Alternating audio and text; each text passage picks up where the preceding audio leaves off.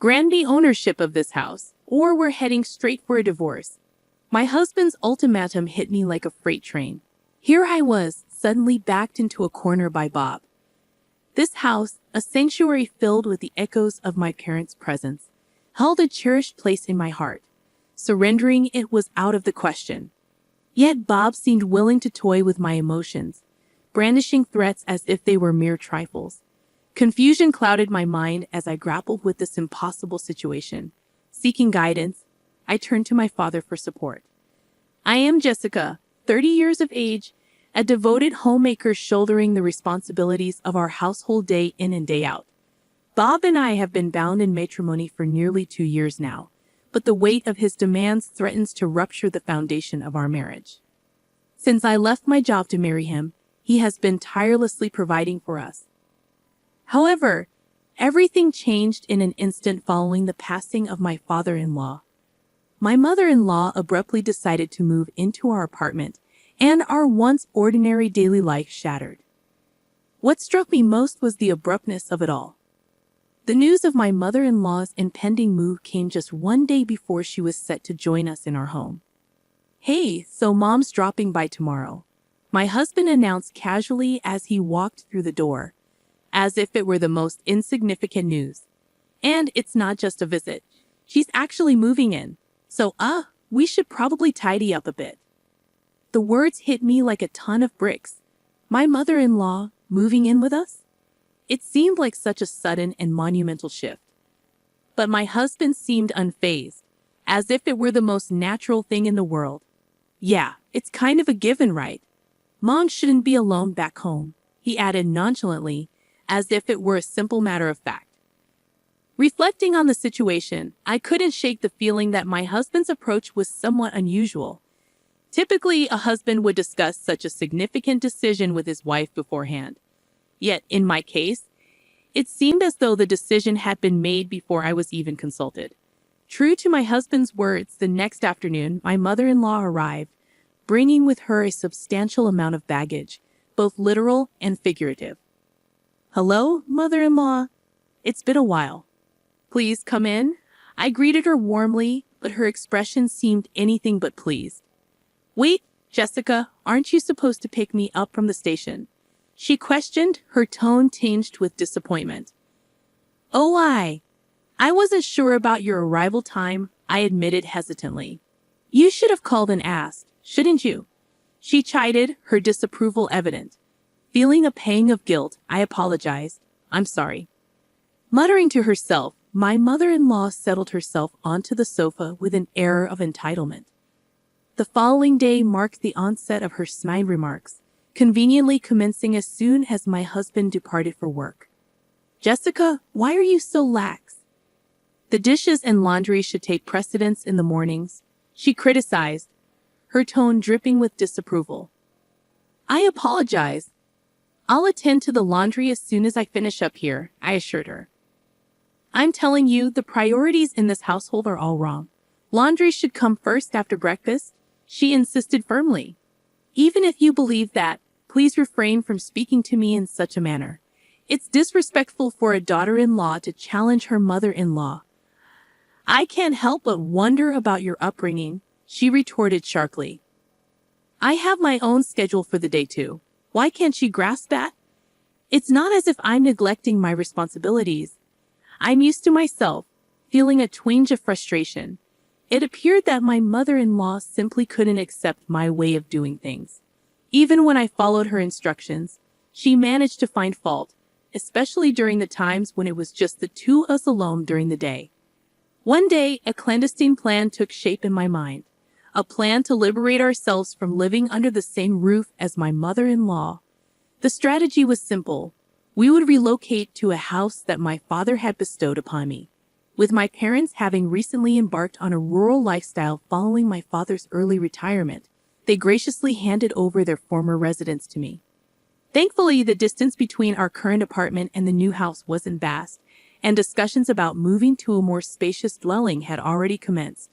Enduring the ongoing presence of my mother-in-law, even for someone as resilient as myself, had become intolerable.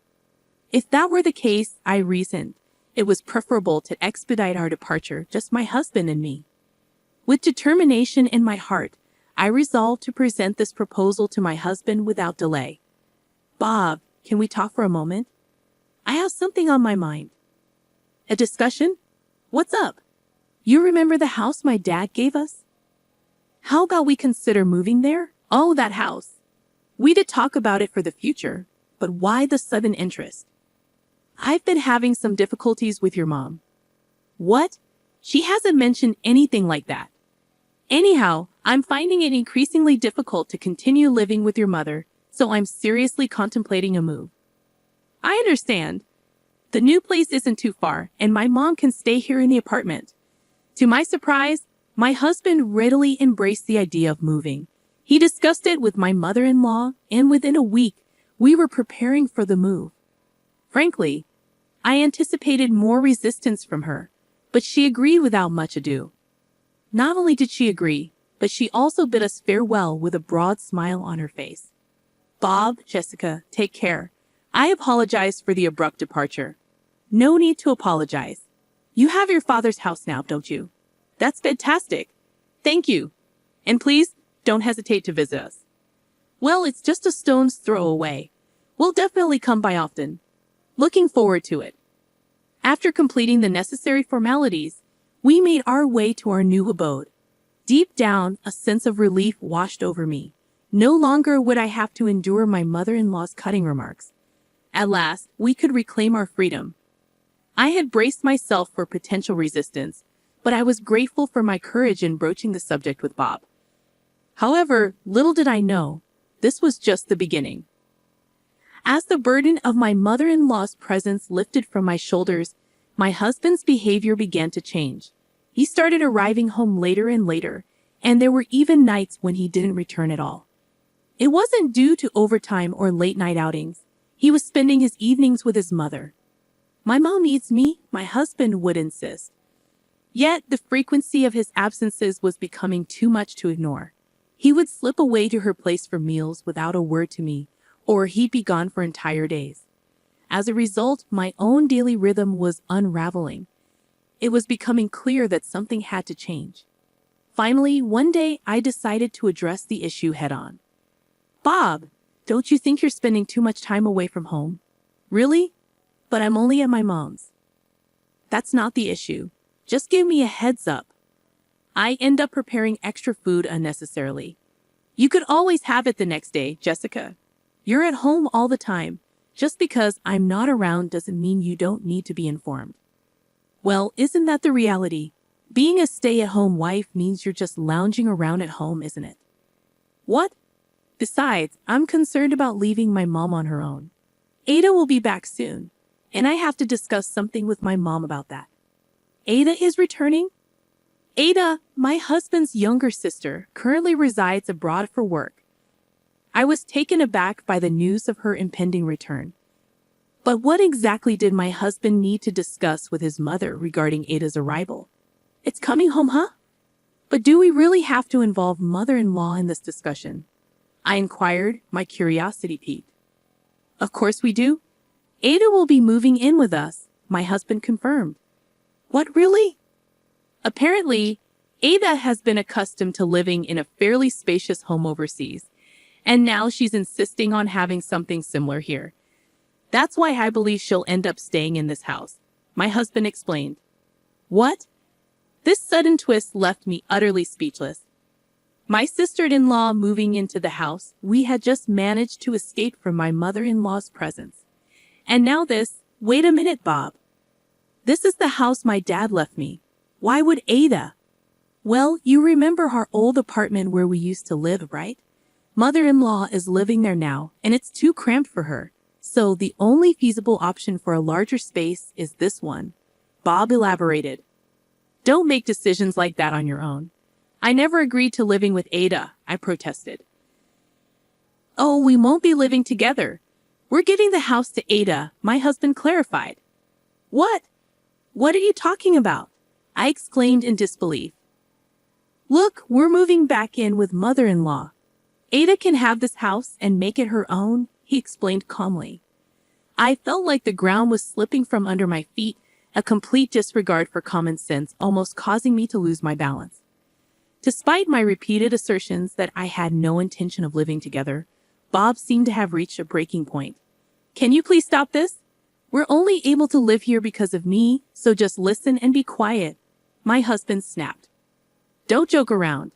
This is the house I inherited. Why would Ada? This house is too nice for you to live in, isn't it?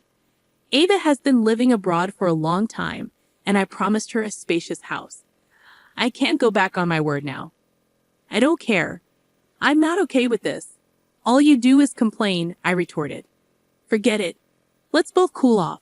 I'm going back to mother-in-law's for a while," he concluded before storming out.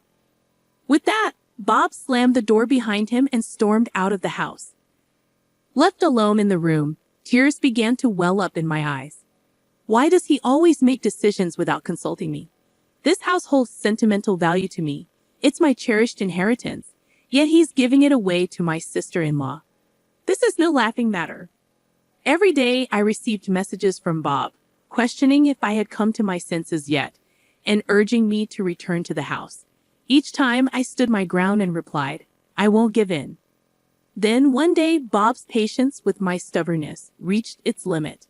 He called me in a fit of rage. "Jessica, when are you going to come over here? I've asked you countless times." Bob's voice crackled over the phone. "I'm not going, and I have no intention of handing over this house to Ada," I replied firmly. "That's enough. I've already informed Ada she's returning this week." "Stop making a scene," Bob retorted, his tone growing impatient. "Don't make decisions unilaterally. This house was passed down to me by Dad. It's mine. Why should I surrender it for your family's sake?" I shot back, frustration bubbling up inside me. "Watch your tone. Mother-in-law is upset. Don't make things worse," Bob warned, his voice tense with irritation. "What about my feelings?" I countered, feeling my patience wearing thin. Bob's frustration was palpable, evident in the heavy sigh he let out over the phone. Then, unexpectedly, he dropped a bombshell. "If you refuse to listen to me, we're getting a divorce. You understand? By tomorrow, and you'll leave the house to Ada." In that moment, any warmth I held for him turned cold. The way he wielded divorce as a threat was despicable, unforgivable. Disregarding my feelings and using divorce as a tool to enforce his will, could I let him get away with such behavior? Despite my simmering anger, my husband continued arrogantly, paying no heed to my emotional turmoil. "Do you comprehend? If you don't vacate by tomorrow, we're ending our marriage. Are you truly serious?" I questioned incredulously. "Absolutely. You have no say in the matter. It would be quite inconvenient for you, being a homemaker, if we were to divorce, wouldn't it?" "Ha ha. It seems you grasp the situation. Good. I'm pleased you do. Ha ha. Therefore, you should hurry up and move over here. My mother is eager to educate you." "Ha ha," Bob taunted, his tone laced with derision. And just like that, my husband abruptly terminated the call. Later on, I recounted the distressing situation to my dad, and together, we devised a strategic plan. The following day, my husband called, his tone as cocky as ever. "Hey, are you all packed up?" "Ha ha. Well, of course," he quipped. "More importantly, when is Ada returning?" I replied calmly. "Tomorrow. Why are you so fixated on Ada?" he retorted. And then, in response to my inquiry, my husband's true intentions came to light. "Well, you see, she's been making quite a fortune in stocks and investments." "I see. So you're attempting to curry favor with her for financial support. Typical of you," I remarked. "Believe what you will. I need you out by today," he demanded. "Don't fret. I've already relocated," I assure him. "What?" His surprise was palpable in his voice. He likely expected me to comply obediently with his demands. His tone grew increasingly arrogant. "Oh, I understand now. You never truly intended to divorce me. Haha, that's logical. Without any income, you'd struggle to survive if we were to split. Haha, it's true. For the time being, we're still legally married, so I'm even entertaining your call. But that won't last much longer," my husband remarked, his tone dripping with arrogance. "What? You're serious about divorce? My words seemed to shake him to his core. What are you insinuating? You'll leave that house, won't you? You're coming back here immediately, right? He demanded. What? Why would I do that? I'd sooner face death than return to a home with an unreasonable husband and a meddling mother-in-law, I countered firmly. What? What are you saying? You agreed to leave the house, my husband exclaimed. And that's exactly what I've done. I said I've already moved out, I responded calmly. Don't play games with me, he retorted. Then where are you? Panic tinged my husband's voice as he started to speak faster, a clear sign of his agitation. I'm at my parents' house now, I replied. What?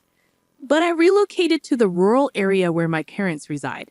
I won't be returning to your house, I clarified. Oh, I see. Relief flooded into my husband's voice. Well, it doesn't matter as long as I can give the house to Ada. $500,000, I stated firmly. What? The house I inherited from my father? You put it up for sale, so if you're serious about giving it to Ada, you'll need to buy it for $500,000. My tone remained resolute.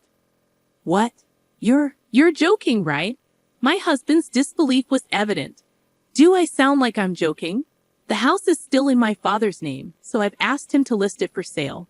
Actually, what I requested from my father was assistance with selling the house, I clarified. My father had always told me you can live in it or sell it, whichever you prefer. Just inform me when the time is right. The appraisal came in at $500,000. Seeing the opportunity, I wasted no time in listing it for sale. It was a scenario he likely never anticipated. My husband struggled to articulate his thoughts, attempting to unleash his verbal fury. You must be joking. Acting on your own accord like this, I won't tolerate it, my husband protested. I don't require your approval. We're divorcing soon regardless, I countered. What did you just say? Do you comprehend your own situation? You'll be the one in trouble after the divorce. Being on my own, without your income, is far better than staying with you, I asserted. Listen, Ada will be returning home soon. I've already made it clear I'm counting on her financial support, I added firmly. So what? As I mentioned, if you're so keen on securing a place for Ada, why not just purchase the house for $500,000? If you're able to, that is, I challenged. What? I can't possibly afford that, he retorted. Ada is earning from her investments, isn't she? She can buy it for $500,000, I suggested. No matter how wealthy Ada may be, that's an excessive amount, he argued. My husband persisted with excuses, showing no remorse or willingness to humble himself. Realizing that continuing the conversation would be futile, I resolved to speak my mind.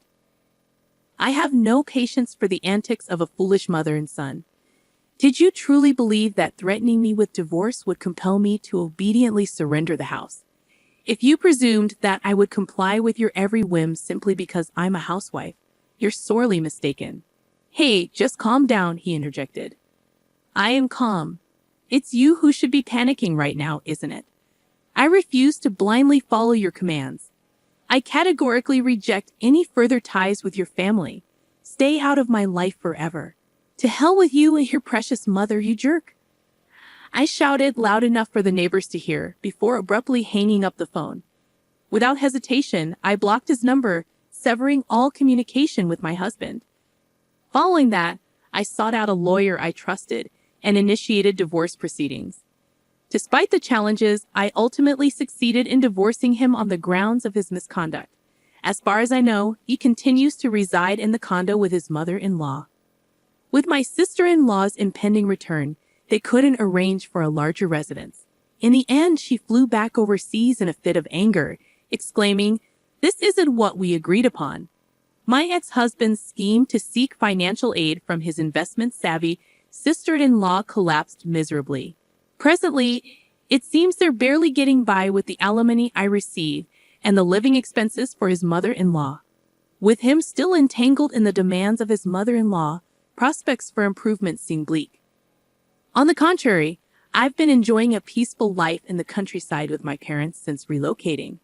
Recently, through a neighbor's recommendation, I secured a job as an office worker at a local orchard, providing me with a respectable income. For the time being, I intend to remain here, maintaining proximity to my parents to repay their kindness.